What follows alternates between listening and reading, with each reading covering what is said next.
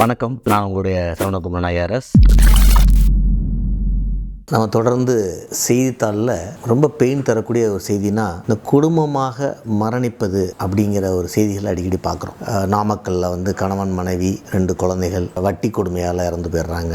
தொழில் நஷ்டத்தில் இறந்து போகிறாங்க. ஒரு குடும்பமே ஒரு 7 பேர் 8 பேர் 3 குழந்தைங்க. அந்த ஃபோட்டோக்களெல்லாம் நம்ம பேப்பரில் பார்க்கும்போது நமக்கு ஒரு பெரிய ஆற்றாமை உணர்வு வருது. அது என்னென்னா, தொழிலில் இழந்தது கணவராக இருக்கலாம், இல்லை மனைவியாக இருக்கலாம். ஆனால் ஒருத்தர் இழந்த லாஸை மற்றவங்களால மேக்கப்பே பண்ண முடியாது அப்படின்னு நினைக்க வேண்டிய அவசியம் எங்கேருந்து வருது? சரி, அவர் சூசைட் பண்ணிக்கிறார். நம்ம நிறைய இண்டிவிஜுவல் சூசைட் பார்க்குறோம். ஒரு ஆணோ பெண்ணோ தனிப்பட்ட முறையில் இறந்து போயிடுறாங்க. ஆனால் இதுக்காக ஒரு குடும்பமாக சூசைட் பண்ணிக்கிறாங்க.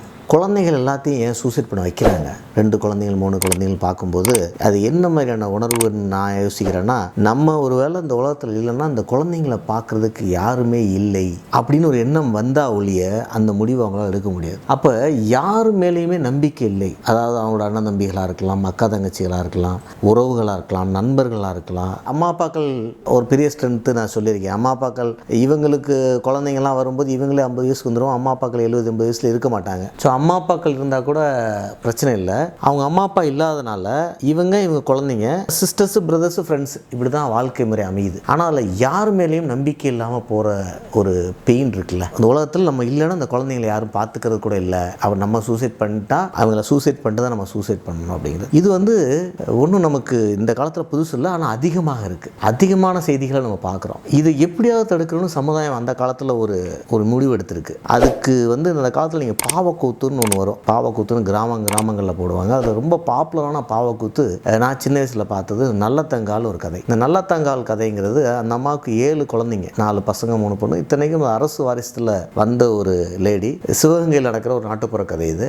அவருடைய அண்ணன் அப்பயும் அரசனாக இருக்கக்கூடிய ஒரு அந்தஸ்தில் இருப்பாங்க, ஜமீன் அந்தஸ்தில். இவங்க குடிவந்த வீடு வறுமையில் போகும்போது எல்லா சொத்தையும் விற்று அழித்து சாப்பிட்டதுக்கு அப்புறமும் வறுமை அதுக்கு மேலே மோசமாக இருக்கிறனால அண்ணனை தேடி வருவாங்க. அவங்க அண்ணன் இல்லாத ஊரில் இருக்க மாட்டார், வேட்டைக்கு போயிடுவார். அவங்களுடைய உறவுகளில் யாருமே இவங்களுக்கு ஆதரிக்க மாட்டாங்க.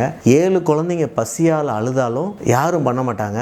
அப்போ இந்த 7 குழந்தையில யாரை முதல்ல நம்ம அழிஞ்சிடறதா, இந்த குழந்தைங்களை விட்டுட்டு போகலாமா, இல்லை இந்த 7 குழந்தைங்களை அழிச்சிடலாமா, இல்லை பசியில் அழுகிற முதல் குழந்தைய அழிச்சிடலாமா, கடைசி குழந்தைய காப்பாற்றிடலாம், இந்த மாதிரிலாம் அவங்க யோசிச்சு கடைசியில் எல்லா குழந்தையும் அழிச்சு தானும் அழிஞ்சிருவாங்க. அந்த பாவக்கூத்தில் அவங்கள கடவுளாகவும் சிவன் அவங்களுக்கு ஆசீர்வாதம் பண்ணதாகவும் கதை முடிஞ்சிடும். ஏன்னா இவங்க இறந்த பிறகு இந்த செய்தி கேட்டு அவங்க அண்ணன் அவரோட மனைவியை கொண்டுட்டு அவரும் தற்கொலை பண்ணிப்பார்.